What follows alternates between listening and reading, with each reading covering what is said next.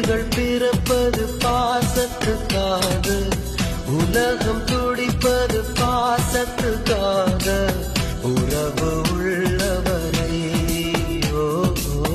உலகம் நமக்காக.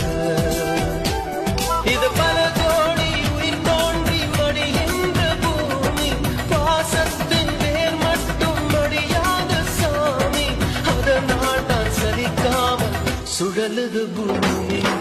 உயிர்கள் பிறப்பு